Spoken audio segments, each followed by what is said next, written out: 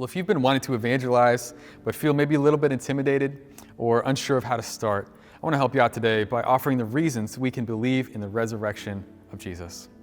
Hi everyone, my name's Dan. I'm one of the pastors here, and over the past few weeks, we've been offering a series of videos on how to share our faith, equipping for evangelism. We've talked about how to share your own testimony, how to ask great questions that lead to faith conversations, earning the right to get into those conversations at all. And today is one of those pieces.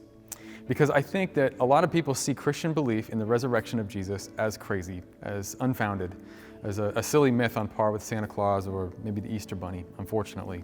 But friends, there are very good reasons for us to be quite confident in that the resurrection is not a myth or a fabrication, but rather the best explanation for the empty tomb of Jesus.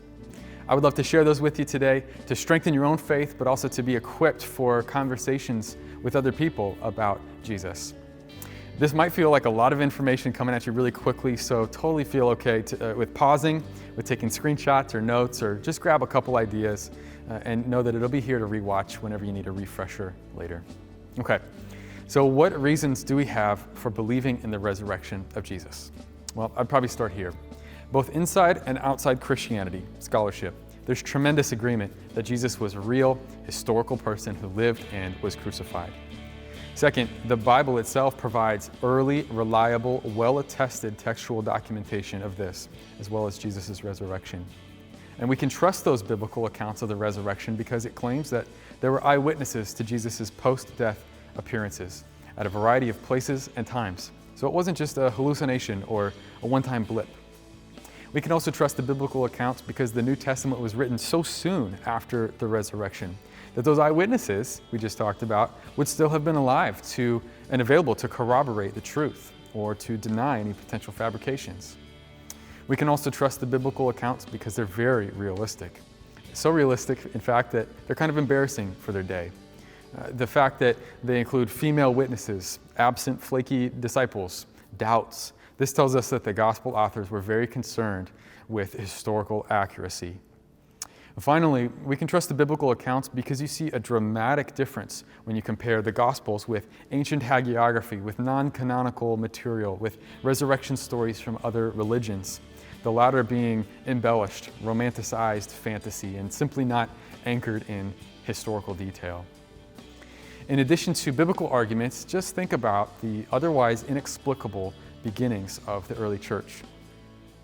It's so noteworthy that the disciples of Jesus who were afraid and absent at his death were quickly emboldened and empowered afterwards. What could have caused that?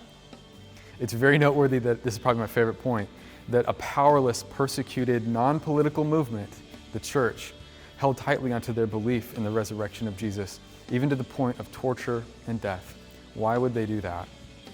It's incredibly noteworthy that thousands of Jews admitted that Jesus was their Messiah after his resurrection and ascension, having to overcome tremendous social, traditional pressure to do so.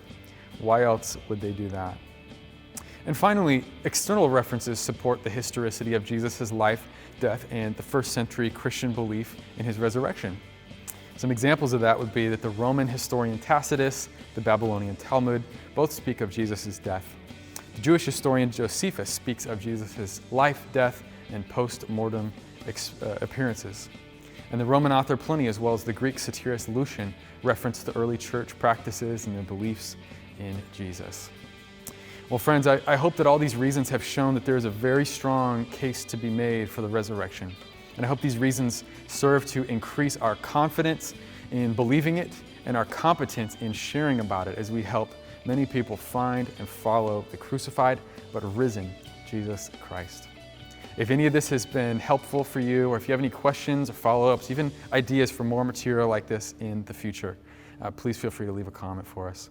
That's all for today. We'll see you next time, and God bless you.